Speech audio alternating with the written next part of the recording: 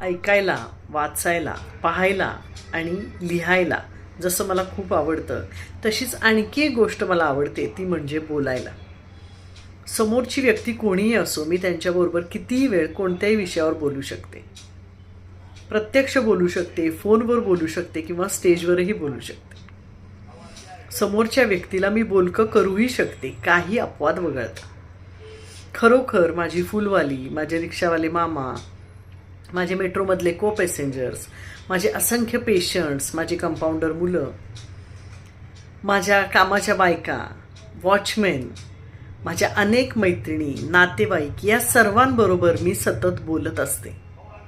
बोलून वेळ वाया जातो म्हणणाऱ्या लोकांची मला खरंच कीव येते, कारण बोलून आपण शहाणे होतो. कितीतरी न जाणवणाऱ्या गोष्टींची आपल्याला नव्याने जाणीव होते. आपल्याला माहीत नसणाऱ्या गोष्टी माहीत होतात. त्यांच्या अनुभवातून आपल्याला कसं वागावं, कसं वागू नये हे सुद्धा समजतं.